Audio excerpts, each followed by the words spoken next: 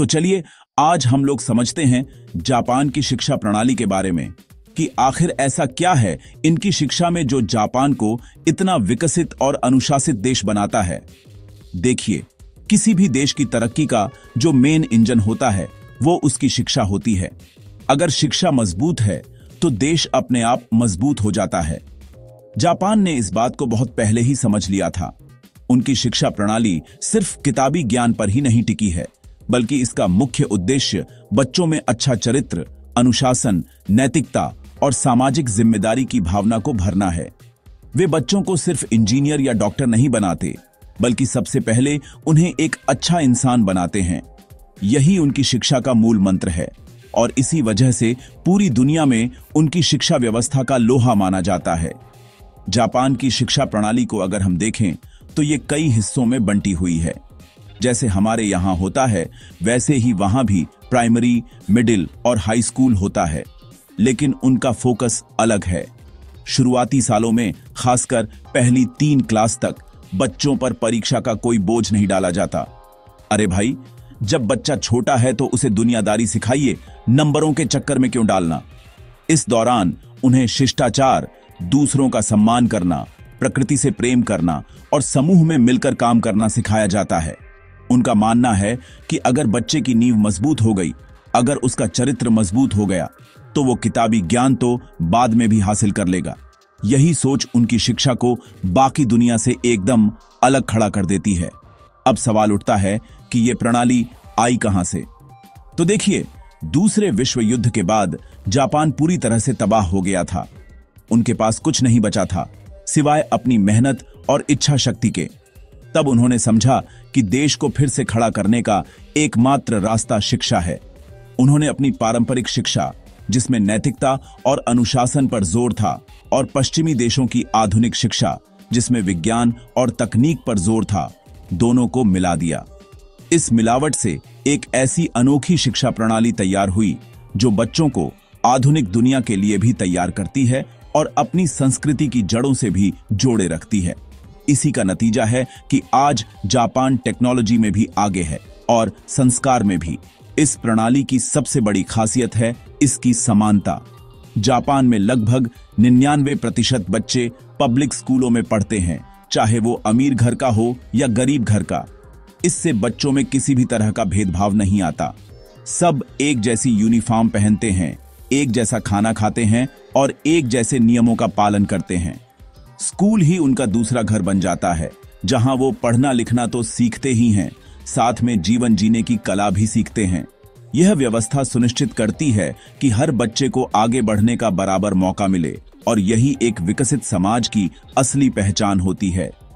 Japan ने इस model को अपनाकर पूरी दुनिया के सामने एक मिसाल पेश की है। अब समझते हैं कि जापान में बच्चों का स्कूल में एडमिशन कैसे होता है और उनकी स्कूली जिंदगी की शुरुआत कैसे होती है। देखिए, वहां का सिस्टम बहुत सीधा और सरल है। जापान में स्कूल का सेशन अप्रैल महीने में शुरू होता है और मार्च में खत्म होता है। ये हमारे यहां से थोड़ा अलग है। हमारे यहां जून जुलाई में सेशन शुरू होता है। अप्रैल में वहां वसंत का मौसम होता है, चेरी ब्लॉसम के फूल खिले होते हैं, तो माहौल बड़ा शानदार रहता है। बच्चों के लिए स्कूल का पहला दिन एक त्योहार जैसा होता है।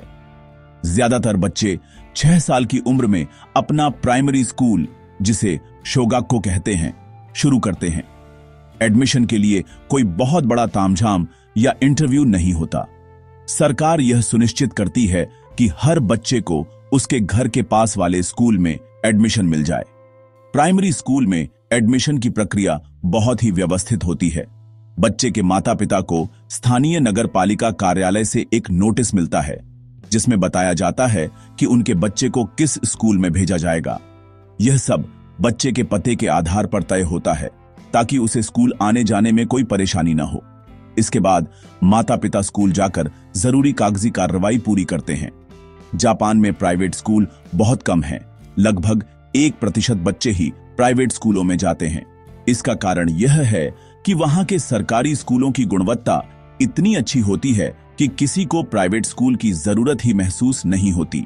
सबको एक जैसी और बेहतरीन शिक्षा मिलती है, चाहे उनकी आर्थिक स्थिति कैसी भी हो। स्कूल शुरू होने से पहले माता पिता को स्कूल से एक लिस्ट मिलती है जिसमें स्कूल के लिए जरूरी सामान का जिक्र होता है। इसमें सबसे खास चीज होती है रैंडोसेरू नाम का एक बैग। यह एक बहुत ही मजबूत और खास डिजाइन का बैग होता है जो बच्चे पूरे 6 साल तक इस्तेमाल करते हैं। यह बैग थोड़ा महंगा होता है, लेकिन इसकी क्वालिटी इतनी जबरदस्त होती है कि यह सालों साल चलता है। इसके अलावा बच्चों को इंडोर जूते, जिम के कपड़े, लंच बॉक्स और कई अन्य चीजें भी खरीदनी पड़ती हैं। यह सब तैयारी बच्चों में स्कूल जाने के लिए एक उत्साह पैदा करती है। वे अपने नए जीवन के लिए पूरी तरह से तैयार महसूस करते हैं। स्कूल का पहला दिन, जिसे न्यूगाकुशिकी या प्रवेश समारोह कहा जाता है, बहुत यादगार होता है। इस दिन बच्चे अपने माता पिता के साथ स्कूल आते हैं। स्कूल को सजाया जाता है और प्रिंसिपल और शिक्षक नए छात्रों का स्वागत करते हैं। इस समारोह का उद्देश्य बच्चों के मन से डर निकालना और उन्हें स्कूल के माहौल में सहज महसूस कराना होता है। उन्हें बताया जाता है कि स्कूल एक मजेदार जगह है जहां वे बहुत कुछ सीखेंगे और नए दोस्त बनाएंगे। यह सकारात्मक शुरुआत बच्चों के मन पर गहरा प्रभाव डालती है और वे खुशी खुशी अपनी स्कूली यात्रा की शुरुआत करते हैं। इस तरह जापान में स्कूल का पहला कदम डर या दबाव से नहीं, बल्कि उत्साह और स्वागत के साथ शुरू होता है। जापान की शिक्षा प्रणाली की अगर कोई सबसे बड़ी ताकत है तो वो है उनका अनुशासन और बच्चों में अच्छी आदतें डालने का तरीका। ये लोग इस बात को बहुत गंभीरता से लेते हैं। उनका मानना है कि अगर किसी बच्चे को बचपन में ही अनुशासन सिखा दिया जाए तो वह जीवन भर अनुशासित रहता है। यह अनुशासन किसी डर या सजा से नहीं आता, बल्कि इसे बच्चों की दिनचर्या का एक हिस्सा बना दिया जाता है। जैसे स्कूल में समय पर पहुंचना एक बहुत ही बुनियादी नियम है। अगर कोई बच्चा लेट होता है तो उसे डांटा नहीं जाता, बल्कि उसे समझाया जाता है कि उसके लेट होने से पूरी क्लास का समय बर्बाद होता है। इससे बच्चे में जिम्मेदारी की भावना पैदा होती है। बच्चों को बचपन से ही दूसरों का सम्मान करना सिखाया जाता है।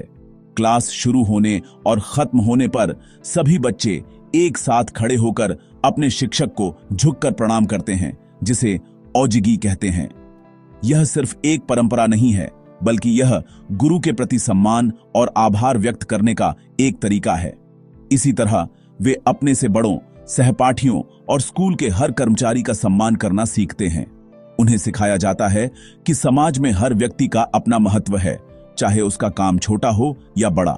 यह आदत उनके व्यवहार में इस तरह घुल मिल जाती है कि वे जीवन भर इसका पालन करते हैं। यही वजह है कि जापानी लोग पूरी दुनिया में अपने विनम्र व्यवहार के लिए जाने जाते हैं। जापानी स्कूलों में व्यक्तिगत स्वच्छता और स्वास्थ्य पर भी बहुत जोर दिया जाता है। बच्चों को सिखाया जाता है कि वे अपने हाथ कैसे साफ रखें, खाना खाने से पहले और बाद में क्या करें और अपनी चीजों को कैसे व्यवस्थित रखें। हर बच्चे के पास अपना एक छोटा तौलिया और टूथब्रश होता है और वे लंच के बाद अपने दांत साफ करते हैं। स्कूल में नियमित रूप से स्वास्थ्य जांच होती है ताकि यह सुनिश्चित किया जा सके कि सभी बच्चे स्वस्थ हैं। इन छोटी छोटी आदतों से बच्चों में साफ सफाई के प्रति एक जागरूकता पैदा होती है जो उनके साथ हमेशा रहती है। वे सीखते हैं कि स्वस्थ शरीर में ही स्वस्थ मन का वास होता है। एक और महत्वपूर्ण आदत जो सिखाई जाती है वह है अपनी गलतियों को स्वीकार करना और माफी मांगना। अगर किसी बच्चे से कोई गलती हो जाती है तो उसे छिपाने के बजाय उसे स्वीकार करने के लिए प्रोत्साहित किया जाता है। माफी मांगने को कमजोरी नहीं, बल्कि एक अच्छी आदत माना जाता है। इसी तरह अगर कोई दूसरा माफी मांगता है तो उसे माफ करना भी सिखाया जाता है। इससे बच्चों में ईमानदारी और आपसी समझ का विकास होता है। वे सीखते हैं कि गलतियां सबसे होती हैं, लेकिन महत्वपूर्ण यह है कि हम उनसे सीखें और आगे बढ़ें। यह सारी आदतें मिलकर एक ऐसे चरित्र का निर्माण करती हैं जो मजबूत, जिम्मेदार और नैतिक रूप से सही होता है।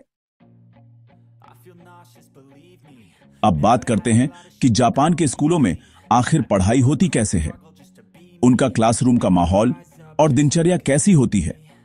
देखिए, एक औसत जापानी स्कूल का दिन सुबह लगभग 8:30 पर शुरू होता है। बच्चे स्कूल पहुंचते हैं, अपने जूते बदलकर इंडोर स्लीपर पहनते हैं और अपनी क्लास में जाते हैं। दिन की शुरुआत एक छोटी सी होम रूम मीटिंग से होती है, जहां टीचर हाजिरी लेते हैं और दिन भर की गतिविधियों के बारे में बताते हैं। इसके बाद पढ़ाई शुरू होती है। एक पीरियड आमतौर पर 45 से 50 मिनट का होता है।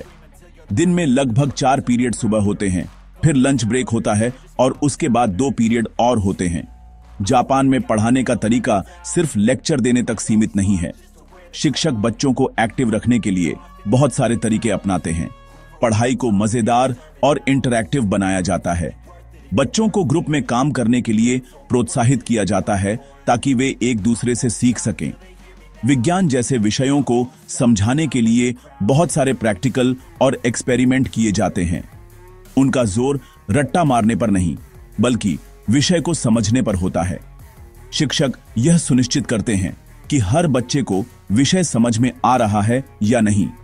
अगर किसी बच्चे को कोई चीज समझ नहीं आती तो उसे अलग से समय देकर समझाया जाता है। क्लास का आकार भी आमतौर पर 30 से 40 बच्चों का होता है, जिससे शिक्षक हर बच्चे पर ध्यान दे पाते हैं। जापानी स्कूलों में लंच का समय भी शिक्षा का ही एक हिस्सा होता है। इसे क्यूशोकु यानी स्कूल लंच कहा जाता है।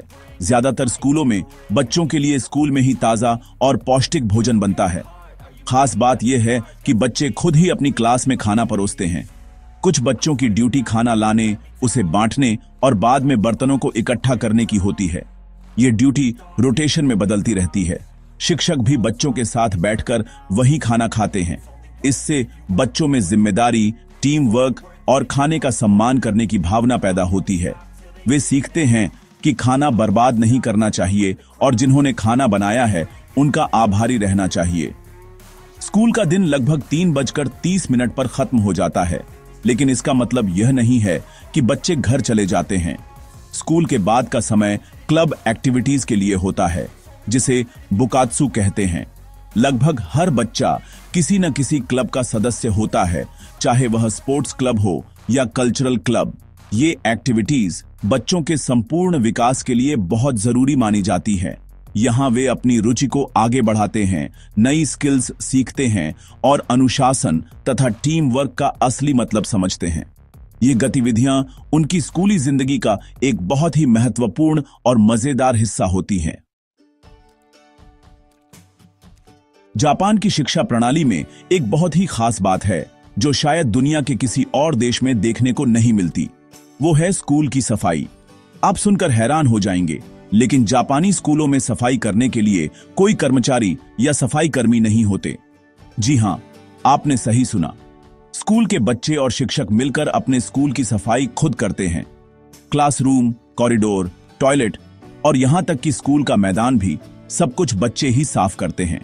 इस काम को ओ सोजी कहा जाता है और यह उनकी दैनिक दिनचर्या का एक अनिवार्य हिस्सा है। लंच के बाद लगभग 15 से 20 मिनट का समय इसी काम के लिए रखा जाता है। इस ओ सोजी के पीछे एक बहुत गहरी सोच है। इसका मकसद बच्चों से सिर्फ मेहनत करवाना नहीं है, बल्कि उन्हें बहुत महत्वपूर्ण जीवन के पाठ सिखाना है। जब बच्चे खुद सफाई करते हैं तो वे गंदगी फैलाना बंद कर देते हैं। उन्हें समझ आता है कि किसी जगह को गंदा करना कितना आसान है और उसे साफ करना कितना मुश्किल। इससे उनमें अपने आसपास के वातावरण के प्रति जिम्मेदारी की भावना पैदा होती है। वे सीखते हैं कि सार्वजनिक संपत्ति उनकी अपनी संपत्ति है और उसकी देखभाल करना उनका कर्तव्य है। यह आदत उनके साथ जीवन भर रहती है और यही कारण है कि जापान की सड़कें और सार्वजनिक स्थान इतने साफ सुथरे रहते हैं। सफाई के अलावा समूह में काम करने यानी टीम वर्क पर भी बहुत ज्यादा जोर दिया जाता है। चाहे पढ़ाई हो, खेल हो या स्कूल का कोई इवेंट हो, बच्चों को हमेशा ग्रुप में काम करने के लिए प्रोत्साहित किया जाता है। उन्हें सिखाया जाता है कि एक टीम के रूप में सफलता कैसे हासिल की जाती है। जब बच्चे एक साथ मिलकर किसी प्रोजेक्ट पर काम करते हैं तो वे एक दूसरे के विचारों का सम्मान करना सीखते हैं, अपनी बात रखना सीखते हैं और मिलकर समस्याओं का समाधान निकालना सीखते हैं। इससे उनका सामाजिक कौशल बहुत मजबूत होता है। वे सीखते हैं कि समाज में अकेले नहीं, बल्कि सबके साथ मिलकर ही आगे बढ़ा जा सकता है। ये सारी गतिविधियां चाहे वो सफाई हो या ग्रुप वर्क, बच्चों को किताबों से परे जीवन के असली पाठ पढ़ाती हैं। वे सीखते हैं कि मेहनत का कोई विकल्प नहीं होता, विनम्रता एक बहुत बड़ा गुण है और एकता में ही शक्ति है। ये गतिविधियां उनके चरित्र को मजबूत बनाती हैं और उन्हें एक बेहतर और जिम्मेदार नागरिक बनने में मदद करती हैं। शिक्षा का असली मकसद भी तो यही है, सिर्फ जानकारी देना नहीं, बल्कि एक अच्छा इंसान बनाना। जापान इस बात को बखूबी समझता है और अपनी शिक्षा प्रणाली के माध्यम से इसे सफलतापूर्वक लागू भी करता है। यही उनकी सफलता का सबसे बड़ा रहस्य है। अब सवाल आता है कि प्राइमरी और मिडिल स्कूल की पढ़ाई पूरी करने के बाद क्या होता है? बच्चे अपने भविष्य के लिए तैयारी कैसे करते हैं? देखिए, जापान में 9 साल की शिक्षा, 6 साल प्राइमरी और 3 साल जूनियर हाई स्कूल अनिवार्य और मुफ्त है। इसके बाद आता है सीनियर हाई स्कूल, जो 3 साल का होता है। लगभग 97% बच्चे जूनियर हाई स्कूल के बाद सीनियर हाई स्कूल में जाते हैं। लेकिन सीनियर हाई स्कूल में एडमिशन लेना इतना आसान नहीं होता। इसके लिए बच्चों को एक एंट्रेंस एग्जाम पास करना पड़ता है। यहीं से असली कंपटीशन शुरू होता है, जिसे जापान में परीक्षा युद्ध या एग्जामिनेशन हेल भी कहा जाता है। इस एंट्रेंस एग्जाम की तैयारी के लिए बच्चे बहुत मेहनत करते हैं। स्कूल की पढ़ाई के अलावा बहुत सारे बच्चे स्कूल के बाद जूकू नाम के कोचिंग सेंटर में भी जाते हैं। ये जूकू शाम को या वीकेंड पर चलते हैं और बच्चों को एंट्रेंस एग्जाम के लिए तैयार करते हैं। यहां पर उन्हें अतिरिक्त पढ़ाई और प्रैक्टिस कराई जाती है। यह समय बच्चों और उनके माता पिता के लिए काफी तनावपूर्ण होता है, क्योंकि एक अच्छे हाई स्कूल में एडमिशन उनके भविष्य की दिशा तय करता है। बच्चे दिन रात पढ़ाई करते हैं ताकि वे अपनी पसंद के स्कूल में जगह बना सकें। यह उनकी जिंदगी का एक बहुत ही महत्वपूर्ण मोड़ होता है। सीनियर हाई स्कूल में छात्रों को अपनी रुचि के अनुसार विषय चुनने का मौका मिलता है। कुछ स्कूल अकादमिक विषयों पर ज्यादा ध्यान देते हैं, जो यूनिवर्सिटी जाने के लिए जरूरी हैं, जबकि कुछ वोकेशनल स्कूल होते हैं जो कृषि, उद्योग या कॉमर्स जैसे खास स्किल्स सिखाते हैं। हाई स्कूल की पढ़ाई पूरी करने के बाद जो छात्र यूनिवर्सिटी जाना चाहते हैं, उन्हें एक और बड़े एंट्रेंस एग्जाम का सामना करना पड़ता है। यह एग्जाम राष्ट्रीय स्तर पर और अलग अलग यूनिवर्सिटी के स्तर पर होता है। इस परीक्षा में प्रदर्शन के आधार पर ही उन्हें देश की प्रतिष्ठित यूनिवर्सिटी में एडमिशन मिलता है। यह उनके जीवन का सबसे कठिन कंपटीशन होता है। जो छात्र यूनिवर्सिटी नहीं जाते हैं, वे वोकेशनल स्कूलों से मिले कौशल के आधार पर सीधे नौकरी के बाजार में प्रवेश करते हैं। जापानी समाज में हर तरह के काम का सम्मान किया जाता है, इसलिए यह जरूरी नहीं है कि हर कोई यूनिवर्सिटी ही जाए। कई छात्र तकनीकी विशेषज्ञ बनकर भी देश की तरक्की में अपना महत्वपूर्ण योगदान देते हैं। इस तरह जापानी शिक्षा प्रणाली बच्चों को अकादमिक और व्यावसायिक दोनों तरह के रास्तों के लिए तैयार करती है। यह सुनिश्चित करती है कि हर बच्चा अपनी क्षमता और रुचि के अनुसार अपना करियर चुन सके और एक सफल और आत्मनिर्भर जीवन जी सके। जब हम जापान की शिक्षा प्रणाली की तुलना दुनिया के दूसरे देशों, खासकर भारत से करते हैं, तो हमें कई बड़े और महत्वपूर्ण अंतर दिखाई देते हैं। सबसे पहला और सबसे बड़ा अंतर तो शिक्षा के उद्देश्य में ही है। भारत में शिक्षा का मुख्य फोकस अक्सर अकादमिक सफलता और अच्छे नंबर लाने पर होता है। यहां माता पिता और समाज का दबाव होता है कि बच्चा डॉक्टर, इंजीनियर या सरकारी अफसर बने, जबकि जापान में, जैसा कि हमने पहले भी बात की, शिक्षा का पहला उद्देश्य एक अच्छा और जिम्मेदार नागरिक बनाना है।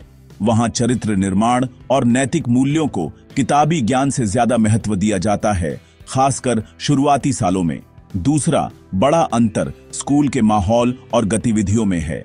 भारत के ज्यादातर स्कूलों में, चाहे वो सरकारी हों या प्राइवेट, सफाई के लिए कर्मचारी होते हैं। बच्चों से सफाई करवाने का कॉन्सेप्ट यहां लगभग न के बराबर है। वहीं जापान में बच्चे खुद अपने स्कूल को साफ रखते हैं, जिससे उनमें जिम्मेदारी और स्वच्छता की आदत पड़ती है। इसी तरह जापान में स्कूल लंच यानी क्यूशोकू का सिस्टम है, जहां बच्चे साथ मिलकर खाना परोसते और खाते हैं। भारत में कुछ सरकारी स्कूलों में मिड डे मील की व्यवस्था है, लेकिन उसका स्वरूप और उद्देश्य जापानी सिस्टम से काफी अलग है। प्राइवेट स्कूलों में बच्चे अपना अपना टिफिन लाते हैं। शिक्षक और छात्र के रिश्ते में भी एक अंतर देखने को मिलता है। जापान में शिक्षक का दर्जा बहुत ऊंचा होता है और बच्चे उनका बहुत सम्मान करते हैं। शिक्षक भी बच्चों के प्रति बहुत समर्पित होते हैं और उनके संपूर्ण विकास पर ध्यान देते हैं। भारत में भी गुरु शिष्य परंपरा का एक महान इतिहास रहा है, लेकिन आज के समय में खासकर शहरी क्षेत्रों में यह रिश्ता थोड़ा प्रोफेशनल हो गया है। इसके अलावा जापान में लगभग सभी बच्चे पब्लिक स्कूलों में पढ़ते हैं, जिससे शिक्षा में एकरूपता और समानता रहती है। भारत में सरकारी और प्राइवेट स्कूलों के बीच शिक्षा की गुणवत्ता में एक बहुत बड़ी खाई है, जो समाज में असमानता को और बढ़ाती है।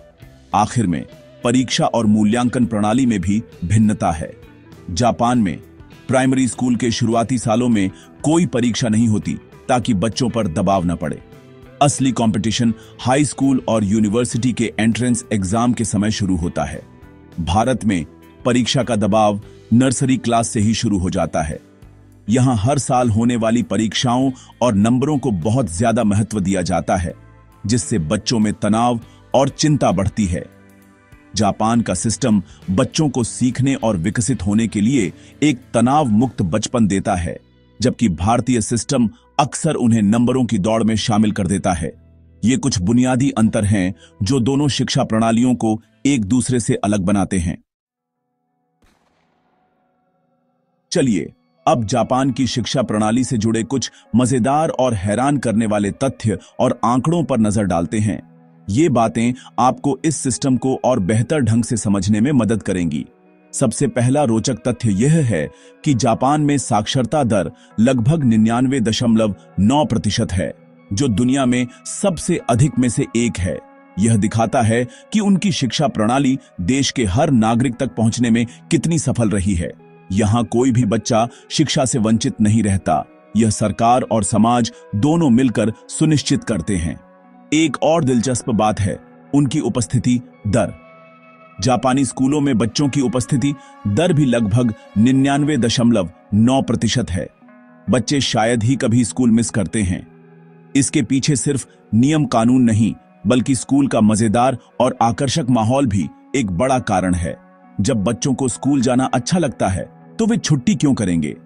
इसके अलावा जापान में स्कूल यूनिफॉर्म बहुत आम है। लगभग सभी जूनियर हाई और सीनियर हाई स्कूलों की अपनी अलग यूनिफॉर्म होती है। यह यूनिफॉर्म बच्चों में अनुशासन और स्कूल के प्रति अपनेपन की भावना को बढ़ावा देती है। अब कुछ आंकड़ों की बात करते हैं। जापान में एक स्कूल वर्ष में लगभग 240 दिन पढ़ाई होती है। इसकी तुलना अगर हम अमेरिका से करें, जहां लगभग 180 दिन पढ़ाई होती है, तो यह काफी ज्यादा है। इसका मतलब है कि जापानी बच्चों को सीखने के लिए ज्यादा समय मिलता है। एक और आंकड़ा यह है कि जापान में लगभग 97% छात्र अनिवार्य शिक्षा पूरी करने के बाद सीनियर हाई स्कूल में जाते हैं। यह दिखाता है कि वहां उच्च शिक्षा को कितना महत्व दिया जाता है। इसके अलावा OECD द्वारा किए जाने वाले पीसा टेस्ट में, जो 15 वर्षीय छात्रों की गणित, विज्ञान और पढ़ने की क्षमता का आकलन करता है, जापान के छात्र लगातार दुनिया के टॉप परफॉर्मर्स में शामिल रहते हैं। एक अंतिम रोचक तथ्य उनके जूकू या क्रैम स्कूलों से जुड़ा है। एक अनुमान के मुताबिक जापान में लगभग 60% से अधिक जूनियर हाई स्कूल के छात्र इन कोचिंग सेंटरों में जाते हैं। यह दिखाता है कि वहां कंपटीशन कितना ज्यादा है और बच्चे अच्छे स्कूलों में एडमिशन के लिए कितनी अतिरिक्त मेहनत करते हैं। ये स्कूल जापान के एजुकेशन लैंडस्केप का एक बहुत बड़ा हिस्सा बन चुके हैं। ये सभी तथ्य और आंकड़े मिलकर हमें यह दिखाते हैं कि जापान की शिक्षा प्रणाली कितनी व्यवस्थित, व्यापक और सफल है। यह सिर्फ किताबी ज्ञान नहीं, बल्कि जीवन के हर पहलू को छूती है। तो अंत में सवाल यह उठता है कि हम खास तौर पर भारत जापान की शिक्षा प्रणाली से क्या सीख सकते हैं। देखिए, किसी भी देश की प्रणाली को हूबहू कॉपी करना न तो संभव है और न ही सही, क्योंकि हर देश की अपनी सामाजिक और सांस्कृतिक परिस्थितियां होती हैं। लेकिन हम निश्चित रूप से जापान से प्रेरणा लेकर अपनी शिक्षा व्यवस्था में कुछ बहुत ही महत्वपूर्ण सुधार कर सकते हैं। सबसे पहली और सबसे बड़ी सीख है शिक्षा के उद्देश्य को बदलना। हमें अपनी शिक्षा को सिर्फ नंबरों और डिग्रियों की दौड़ से निकालकर चरित्र निर्माण, नैतिकता और सामाजिक जिम्मेदारी सिखाने पर केंद्रित करना होगा। बच्चों को एक अच्छा इंसान बनाना हमारी पहली प्राथमिकता होनी चाहिए। दूसरी महत्वपूर्ण सीख जो हम ले सकते हैं वह है स्कूलों में समानता लाना। जापान की तरह हमें अपने सरकारी स्कूलों की गुणवत्ता को इतना बेहतर बनाना होगा कि माता पिता को अपने बच्चों को महंगे प्राइवेट स्कूलों में भेजने की जरूरत ही महसूस न हो। जब अमीर और गरीब के बच्चे एक साथ एक ही छत के नीचे पढ़ेंगे तो समाज में गहरी जड़ें जमा चुकी असमानता की खाई अपने आप कम होने लगेगी। शिक्षा हर बच्चे का अधिकार है और अच्छी शिक्षा भी हर बच्चे का अधिकार होनी चाहिए। यह सुनिश्चित करना सरकार और समाज दोनों की जिम्मेदारी है। तीसरी सीख है करके सीखने के सिद्धांत को अपनाना। हमें जापान से प्रेरणा लेकर अपने स्कूलों में भी ओसोजी यानी स्वयं सफाई जैसी गतिविधियों को शामिल करना चाहिए। जब बच्चे अपने स्कूल को अपना समझेंगे और उसकी देखभाल करेंगे तो उनमें जिम्मेदारी और नागरिक बोध की भावना पैदा होगी। इसी तरह समूह में काम करने, खेलकूद और सांस्कृतिक गतिविधियों को भी पाठ्यक्रम का एक अनिवार्य हिस्सा बनाना चाहिए। शिक्षा को क्लासरूम की चारदीवारी से बाहर निकालकर जीवन से जोड़ना होगा, तभी वह सार्थक बन पाएगी। और अंत में हमें अपने शिक्षकों को और अधिक सम्मान और बेहतर प्रशिक्षण देना होगा। जापान में शिक्षक को एक बहुत ही सम्मानजनक पेशा माना जाता है। हमें भी अपने देश में शिक्षकों का वही दर्जा बहाल करना होगा। जब हमारे शिक्षक प्रेरित और अच्छी तरह से प्रशिक्षित होंगे तभी वे बच्चों को बेहतर भविष्य के लिए तैयार कर पाएंगे।